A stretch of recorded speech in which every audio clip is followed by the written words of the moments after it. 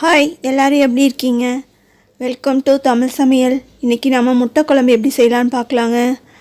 முட்டை குழம்பு ரொம்ப டேஸ்ட்டாக இருக்குங்க. இந்த மாதிரி ஒரு டைம் செஞ்சு பாருங்கள்.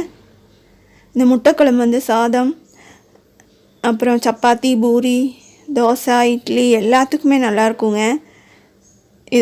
இதே மாதிரி செஞ்சிங்கன்னா எல்லாத்துக்குமே சைடிஷாக நம்ம சாப்பிட்டுக்கலாங்க. இப்போது தமிழ் சமையல் சேனலுக்கு லைக் பண்ணுங்கள், ஷேர் பண்ணுங்கள், சப்ஸ்கிரைப் பண்ணாதவங்க சப்ஸ்கிரைப் பண்ணிக்கோங்க. கீழே இருக்க பெல் ஐக்கானையும் தட்டிடுங்க. அப்போ தான் நான் போடுற வீடியோஸ்லாம் வரும். ஆல் பட்டனையும் ப்ரெஸ் பண்ணிவிடுங்க. ஒரு பாத்திரம் எடுத்துக்கலாங்க. அதில் கொஞ்சம் தண்ணி எடுத்துக்கலாம். 1/2 ஸ்பூன் உப்பு போட்டுக்கலாங்க. 1/4 டேபிள் ஸ்பூன் சோடா உப்பு, ஆப்பச்சோடா, பேக்கிங் சோடா போட்டுக்கலாங்க. போட்டுட்டு நல்லா மிக்ஸ் பண்ணி வச்சுட்டு முட்டையை போட்டுக்கலாம். முட்டையை வந்து நல்லா கொதிக்க வச்சு வேக வச்சு எடுத்துக்கலாங்க. உப்பு ஏன் போடுறோன்னா, முட்டை உடஞ்சிருந்தாலும் உள்ளே இருக்க ஒயிட் வெளியில் வராதுங்க, அதுக்காக தான். அதுக்கப்புறமா சோடா எதுக்கு போடுறோன்னா, முட்டை உடச்சி எடுக்கும் போது தோலோடு வந்து முட்டை ஒட்டிக்கிட்டு வருங்க. அப்படி வராமல் இருக்கிறதுக்கு தான் அந்த சோடா போடுறது. பாருங்கள் எப்படி வருதுன்னு. ஈஸியாக எடுத்துடலாங்க. இப்போ முட்டையை நம்ம கழுவி எடுத்து வச்சுக்கலாங்க. அதுக்கப்புறமா அதை வந்து லைட்டாக கீறி வச்சிடலாங்க. அப்போ தான் உள்ளே வந்து மசாலாலாம் இறங்கும். 2 பெரிய வெங்காயம் எடுத்துக்கலாங்க. 2 பெரிய வெங்காயமும் சின்னதாக கட் பண்ணி வச்சுக்கலாங்க. நல்லா சின்னதாக கட் பண்ணிக்கோங்க, அப்போ தான் கிரேவி கிடைக்கும். அதுக்கப்புறமா கருவேப்பிலை எடுத்துக்கலாங்க. இஞ்சி பூண்டு வந்து தட்டி நான் வச்சுருக்கேன். நீங்கள் வந்து பேஸ்ட்டாகவும் போட்டுக்கலாம்.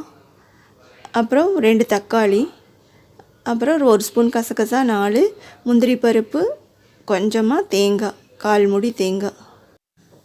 ஒரு தவா எடுத்துக்கலாம். அதில் 2 ஸ்பூன் ஆயில் ஊற்றிக்கலாம். தேங்காய் எண்ணெய் போட்டால் நல்லா டேஸ்ட்டாக இருக்குங்க. அதுக்கப்புறமா ஜீரகத்தூள் 1 ஸ்பூன், 1/2 ஸ்பூன் மல்லித்தூள், கரம் மசாலா 3/4 ஸ்பூன், காரத்துக்கு தகுந்தபடி மிளகாத்தூள் போட்டுக்கோங்க. நான் வந்து 1/2 ஸ்பூனுக்கு கொஞ்சம் அதிகமாக போட்டிருக்கேன். அப்புறம் மஞ்சத்தூள் 1/2 ஸ்பூன். இதெல்லாம் நல்லா மிக்ஸ் பண்ணி விடுங்க. நல்லா மிக்ஸ் பண்ணிவிட்டு நம்ம முட்டை இதில் போட போகிறோங்க. நல்லா கீறி வச்ச முட்டை.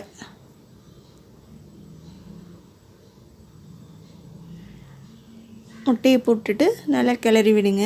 அப்போ தான் அதுக்குள்ளே இருக்க மசாலாலாம் உள்ளே இறங்குங்க, நம்ம கீறி வச்சுருக்கனால. இப்போ கொஞ்சம் உப்பு போட்டுக்கலாங்க. உப்பு கொஞ்சம் போடுங்க. அப்புறமா குழம்புக்கு தேவையான அளவு டேஸ்ட் பார்த்து நம்ம போட்டுக்கலாம்.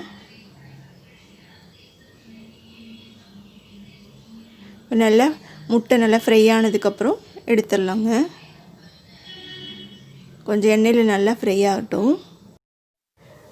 2 வெங்காயம் சின்னதாக கட் பண்ணி வச்சுருந்தது இப்போ அதே எண்ணெயில் போட்டுக்கலாங்க. போட்டு நல்லா ஃப்ரை பண்ணிகிட்டே இருக்கணும். இந்த குழம்புக்கு வந்து இந்த வெங்காயம் தாங்க டேஸ்ட் கொடுக்குறது. அதனால் வெங்காயம் வந்து நல்லா ஃப்ரை ஆகணுங்க. கோல்டன் ப்ரௌன் கலராக வரணும்.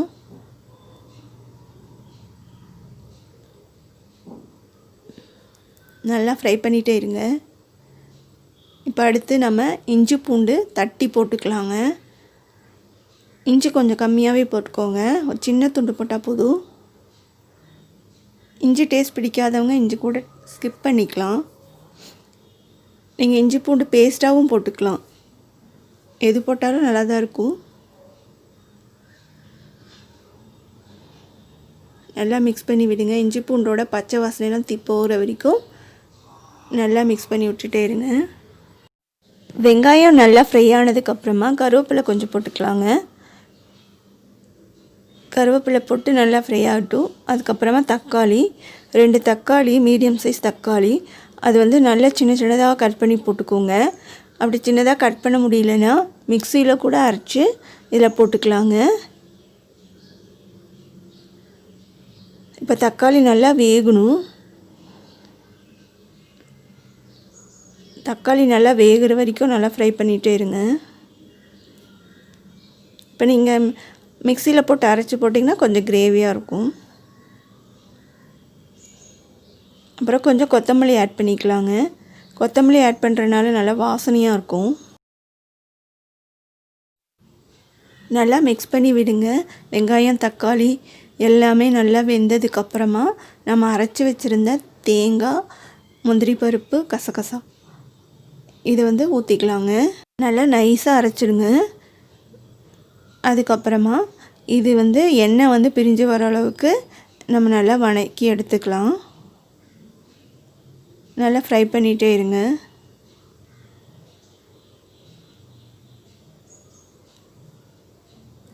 இப்போ நான் மிக்சியில் வந்துருக்க தண்ணி கொஞ்சம் ஊற்றி அதையும் இதை ஆட் பண்ண போகிறேங்க.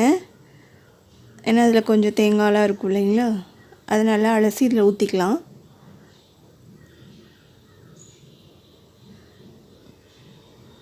இதையும் நல்லா மிக்ஸ் பண்ணி விடுங்க.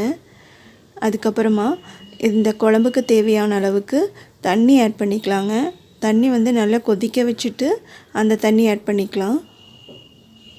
கொதிக்காமல் பச்சை தண்ணி ஊற்றுனீங்கன்னா டேஸ்ட் நல்லாவே இருக்காது. அதனால் நல்லா கொதிக்க வச்சுட்டு அந்த தண்ணி ஆட் பண்ணிக்கோங்க. உங்களுக்கு எவ்வளோ கிரேவி வேணுமோ அவ்வளோ ஊற்றிக்கோங்க. திக்காக வேணும்னா கொஞ்சமாக தண்ணி ஊற்றினா போதும். இப்போ உப்பு காரம்லாம் செக் பண்ணிக்கலாங்க. உப்பு கம்மியாக இருக்கனால ஒரு அரை ஸ்பூன் உப்பு போடுறேங்க. உங்களுக்கு தேவையான அளவுக்கு நீங்கள் உப்பு போட்டுக்கோங்க. இப்போ முட்டை இதில் போட்டுடலாம். முட்டை போட்டுட்டு நல்லா கொதிக்க விடுங்க.